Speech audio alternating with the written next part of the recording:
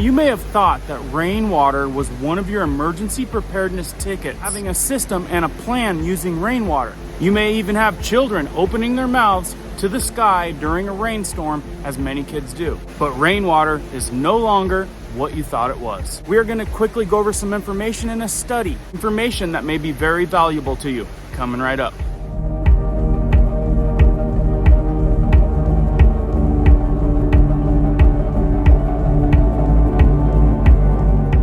Welcome back to all the subs. Hope you guys are having a great day. If you're brand new here, like emergency preparedness tips, how-tos, news updates that I think you should know, be sure to hit that notification bell so you guys can stay up to date. Let's jump into this one. Like I said, when you guys thought rainwater was one of your tickets in your prepper plan, not so fast. So real quick, I'm going to go through this report, which might be very vital information to you. A study that was done on how dangerous rainwater is. And be sure to stick around to the end of this video because I'm going to give you a solution to this problem that is totally doable. And also I'm going to bring up a controversial angle to this that I want to know what you guys think about. The report titled as "Rainwater is now unsafe to drink due to forever chemicals," the study says. Have you guys heard of forever chemicals?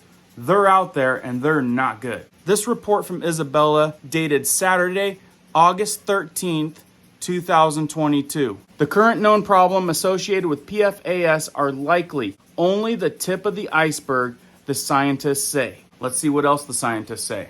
The most remote landscapes imaginable are void of human settlements and litter on the ground, but still suffer from the staggering levels of pollution we generate. A study published by scientists from Stockholm University and ETH Zurich reports that rainfall in extremely isolated regions has concerning levels of hazardous human-made chemicals, which suggests there is no longer a place on Earth where rainwater is safe to drink. So you might think, off-grid, I'm good, but that may not be the case. The two chemicals of concern are these two, substances PFAS, because they are highly resistant to degrading, meaning that they persist in the environment or the human body for years, and sometimes infinitely.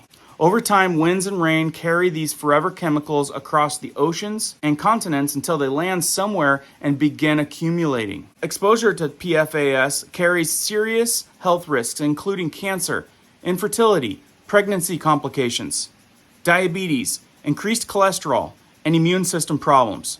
The study stated that many thousands of substances are defined as PFAS, and some sources include nonstick pans and water-repellent fabrics. Could this be one of the reasons why so many people are getting cancer these days? As more knowledge is learned about the health impacts of PFAS and how the chemicals behave in the environment, experts continue to adjust the level of exposure that should be safe for humans. Well, that's nothing new. PFAS safety levels are outlined by the U.S. Environmental Protection Agency, the EPA, which recently lowered the recommendation limits of PFAS exposure in drinking water in June due to the new evidence that these chemicals are much more hazardous than they previously thought. Kind of sounds like a revolving statement from the EPA that we're used to, right?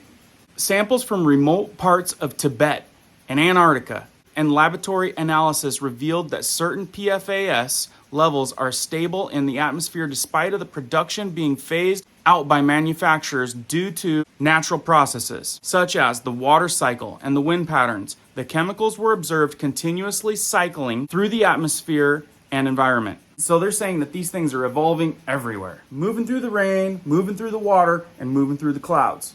Concerningly, the chemical levels from these remote locations often exceed the recommendation limit outlined by the U.S. EPA Drinking Water Health Advisory. Rainwater in the remote regions often exceeded limits outlined by the Denmark Drinking Water Advisory, which is one of the most strictest drinking water regulations globally.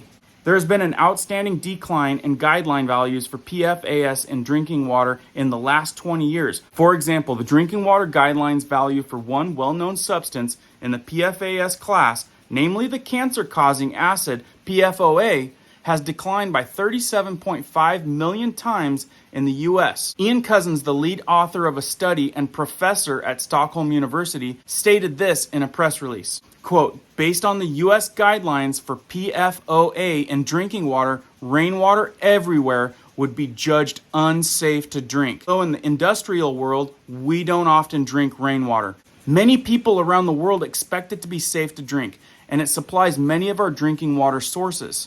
Cousin said. The researchers say that the current abundance of PFAS in the environment, realizing the U.S. EPA health advisories would require significant investments in improving drinking water treatment plants, as well as advancements in technology to remediate contaminated sources. Might be a lot of truth to that, but I also see a lot of funding that's going to be needed. Additionally, the scientists say the problem associated with PFAS are likely only the tip of the iceberg, given that there are many thousands of PFAS in the class and risks associated with most of them are unknown. He continues to say it is of great importance to avoid further escalation of this problem of a large scale and long-term environmental and human exposure to PFAS by rapidly restricting uses of PFAS wherever possible, the study concludes. Now, before I give you a totally doable resolve to this, let me also add that there's a lot of controversy over this. Some of the controversy is over them not wanting us to collect rainwater.